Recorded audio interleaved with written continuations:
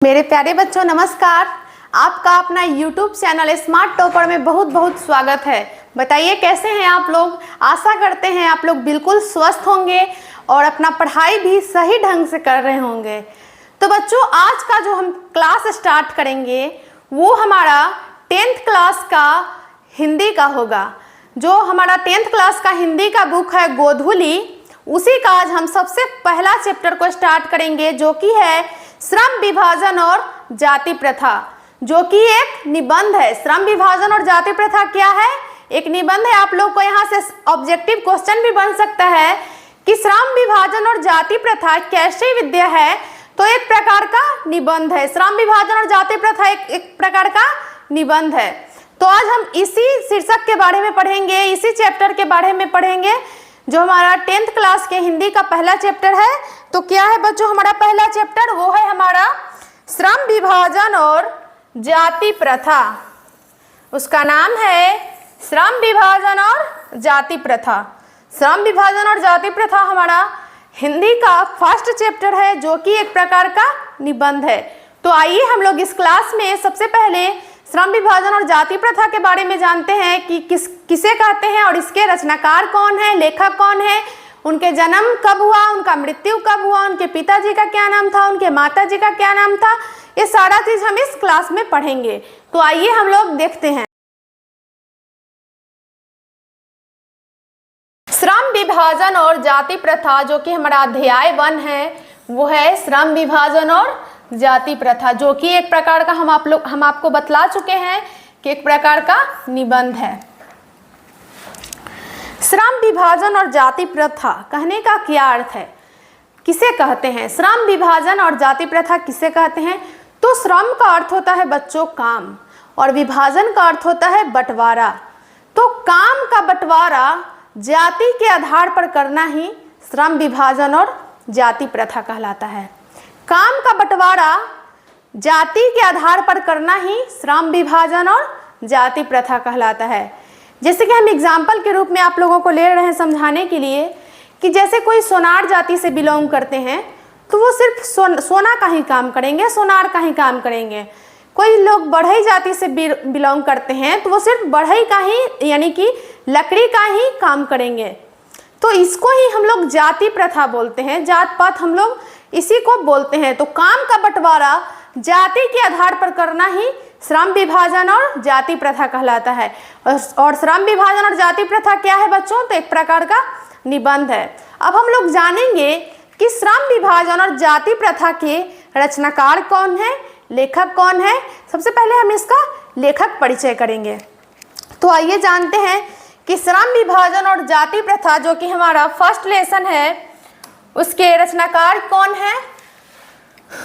तो इनके लेखक हैं डॉक्टर भीमराव अंबेडकर जी, जिनको संविधान के जनक के रूप में भी जाना जाता है। जो कि हमारे देश के संविधान को लिखे हैं वो ही श्रम विभाजन और जाति प्रथा को भी लिखे हैं। तो श्रम विभाजन और जाति प्रथा के जो रचनाकार हैं वो है डॉक्टर भीमराव अंबेडकर, जो कि संविधान के जनक हैं, संविधान के निर्माता के रूप में हम लोग इनको जानते हैं। तो डॉक्टर भीमराव अंबेडकर जी हमारे संविधान के जनक भी हैं, संविधान के निर्माता भी हैं और इस चैप्टर के लेखक भी हैं। अब हम लोग इनके जन्म के बारे में जानते हैं कि इनका जन्म कब हुआ था। तो इनका जन्म हुआ था बच्चों 14 अप्रैल 1891 ईस्वी महू मध्य प्रदेश में हुआ था। महू मध्य प्रदेश में एक दलित परिवार में हुआ था। इनका जन्म कब हुआ था बच्चों? तो जो हमारे डॉक्टर भीमराव अंबेडकर जी हैं उनका जन्म हुआ था 14 अप्रैल 1891 ईस्वी महू मध्य प्रदेश में हुआ था। मध्य प्रदेश में एक जगह का नाम है महू, वहीं पे डॉक्टर भीमराव अंबेडकर जी का जन्म हुआ था। एक दलित परिवार में, एक निर्धन परिवार में, एक गरीब परिवार में। अब हम लोग देखते हैं कि इनकी मृत्यु कब हुई थी। डॉक्टर भीमराव अंबेडकर जी की मृत्यु कब हुई थी? तो उनकी मृत्यु हुई थी बच्चों 6 दिसंबर 1956 ईस्वी दिल्ली में हुई थी। 6 दिसंबर 1956 ईस्वी दिल्ली में इनकी मृत्यु हुई थी। आप लोग जन्म और मृत्यु दोनों याद रखिएगा बच्चों, क्योंकि ये बहुत ज़्यादा एग्जाम में आता है। जन्म और मृत्यु से रिलेटेड क्वेश्चन आप लोग का बहुत आता है एग्जाम में कि डॉक्टर भीमराव अंबेडकर जी का जन्म कब हुआ था, तो 14 अप्रैल 1891 ईस्वी महू मध्य प्रदेश में हुआ था। और बात करते हैं इनकी मृत्यु की, तो मृत्यु हुआ था 6 दिसंबर 1956 ईस्वी। कहाँ हुआ था? दिल्ली में हुआ था। अब हम लोग देखेंगे कि इनके पिताजी का क्या नाम था। तो इनके पिताजी का नाम था बच्चों रामजी सकपाल। डॉक्टर भीमराव अंबेडकर जी के पिताजी का क्या नाम था? रामजी सकपाल। और माता जी का नाम था भीमाबाई। इनके पिताजी का नाम था बच्चों रामजी सकपाल और माता जी का नाम था भीमाबाई। ये सब बात आप लोग ध्यान से देखिएगा और समझिएगा ताकि एक भी कंफ्यूजन ना रह पाए और सारा आप लोग का एग्जाम में जो भी क्वेश्चन आए वो सारा कंप्लीट हो जाए। तो इनके पिताजी का नाम है रामजी सकपाल और इनकी माता जी का नाम है भीमाबाई। अब आगे हम लोग देखते हैं, आगे है इनकी पत्नी का नाम। जो अंबेडकर जी हैं उनकी पत्नी का क्या नाम है? तो उनकी पत्नी का नाम है रमाबाई, जिनसे इन्होंने विवाह 1906 ईस्वी में किया था। डॉक्टर भीमराव अंबेडकर जी की पत्नी का नाम है रमाबाई और उन्होंने उनसे विवाह 1906 ईस्वी में किया था। अगला है वो जाति, वो किस जाति से बिलोंग करते थे। जो हमारे बाबा साहेब भीमराव अंबेडकर हैं वो किस जाति से बिलोंग करते थे? तो वो महार जाति से बिलोंग करते थे। महार कहने का अर्थ है बच्चों जो आम भाषा में हम लोग डोम जाति बोलते हैं, उस जाति से हमारे बाबा साहेब बिलोंग करते थे। और इस जाति के होने के कारण उनका जीवन बहुत ही कष्टपूर्ण बीता है, कष्टदायी बीता है। तो जो इस जाति से बिलोंग करते थे इस जाति को बहुत ही निचली नज़र से देखते हैं, एकदम नीची नज़र से, कि बिल्कुल नीचा जाति का है। इनको सार्वजनिक कुआं पर पानी पीने का भी अधिकार नहीं था। क्यों? क्योंकि ये महार जाति से बिलोंग करते थे, डोम जाति से बिलोंग करते थे। जिस स्कूल में ये पढ़ने जाते थे उस स्कूल में इनको क्लास के अंदर प्रवेश भी नहीं करने दिया जाता था। क्यों? क्योंकि ये महार जाति से बिलोंग करते थे। इनको क्लास में पढ़ने के बजाय पूरे स्कूल की सफाई करवाई जाती थी। क्यों? क्योंकि ये बहुत निचली जाति से बिलोंग करते थे, डोम जाति से बिलोंग करते थे। तो हमारे बाबा साहेब किस जाति से बिलोंग करते हैं? तो वो डोम जाति से बिलोंग करते हैं। अगला है उन्होंने मैट्रिक की परीक्षा कब पास की? तो मैट्रिक इन्होंने 1907 ईस्वी में सफल की। उच्चतर शिक्षा के लिए इन्होंने उच्च शिक्षा के लिए कहाँ गए?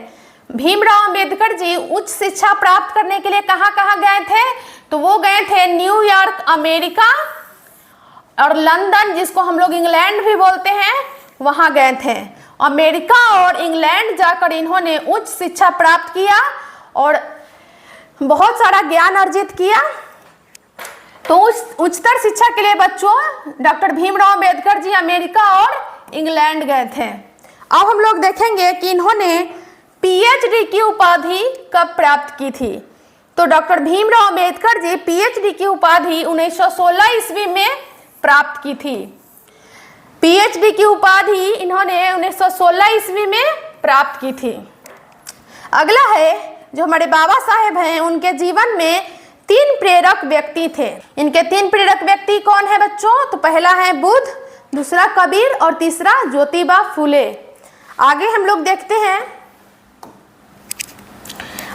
देखते हैं कि उन्होंने प्रथम भाषण का सम्मेलन कहाँ किया था। इन्होंने फर्स्ट भाषण का सम्मेलन कहाँ किया था और कब किया था? तो 1936 ईस्वी में लाहौर में किया था, जो कि अभी फिलहाल पाकिस्तान में पड़ता है। वहाँ पर इन्होंने अपना प्रथम भाषण दिया था। प्रथम भाषण का सम्मेलन इन्होंने 1936 ईस्वी लाहौर में किया था। इनका एक विख्यात भाषण भी है, प्रसिद्ध भाषण है, जिसका नाम है the annihilation of caste. The annihilation of caste doctor Bhimrao Ambedkar ji का प्रसिद्ध भाषण है, विख्यात भाषण है। चूंकि यह एक इंग्लिश में भाषण है, इसका हिंदी में रूपांतरण ललई सिंह यादव ने किए हैं। ललई सिंह यादव ने इसका हिंदी अनुवाद किए हैं। क्योंकि ये इंग्लिश में भाषण था इसलिए इसका हिंदी में अनुवाद ललई सिंह यादव ने किया है। यहाँ पे क्वेश्चन भी बन सकता है बच्चों कि डॉक्टर भीमराव अंबेडकर जी का विख्यात भाषण कौन सा है? तो the annihilation of caste doctor Bhimrao Ambedkar ji का विख्यात भाषण है और इसका हिंदी में रूपांतरण लालई सिंह यादव ने किया है। क्यों? क्योंकि यह एक इंग्लिश में भाषण था। अगला देखते हैं बच्चों कि इनकी कुछ प्रसिद्ध रचना भी है। डॉक्टर भीमराव अंबेडकर जी की कुछ प्रसिद्ध रचना है जो कि है who are they, who are Shudras, the untouchable और द कास्ट इन इंडिया।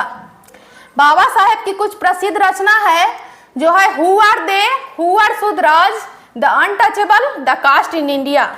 4 इनका प्रसिद्ध रचना है बच्चों, जैसे कि है who are they, who are Shudras, the untouchable, the caste in India.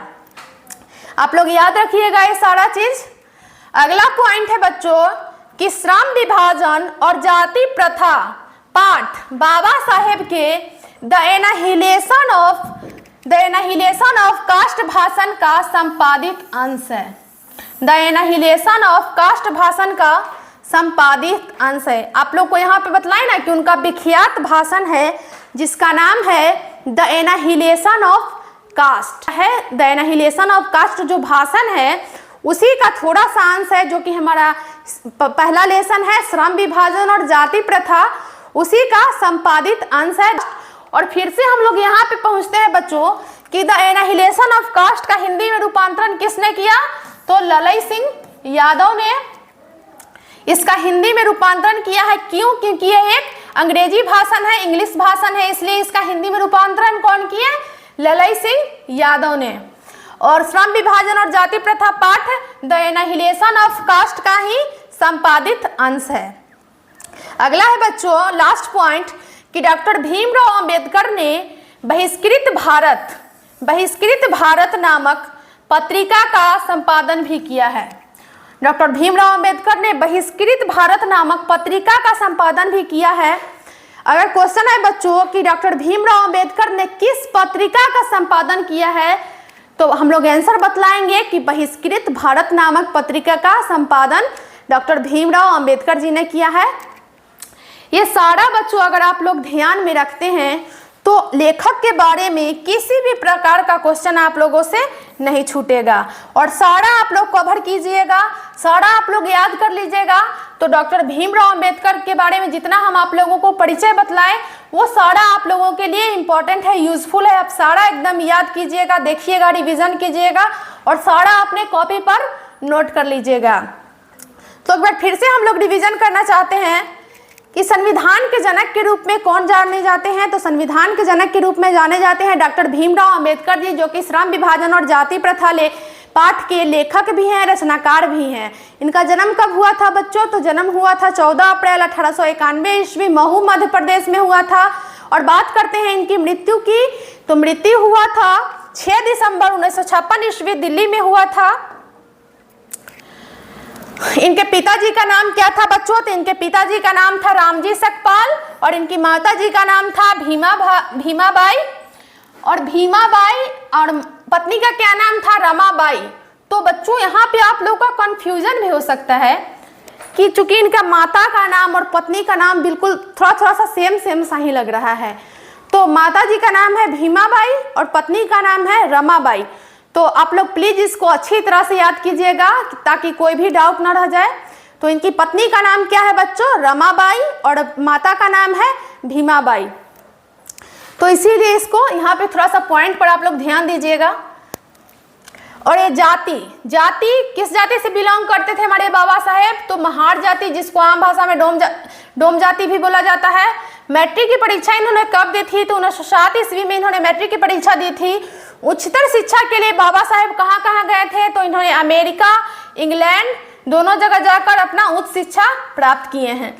PhD की उपाधि इनको कब मिली थी? तो 1916 ईस्वी में इनको पीएचडी की उपाधि मिली है। इनके जीवन में 3 प्रेरक व्यक्ति हैं जो कि है बुद्ध, कबीर और ज्योतिबा।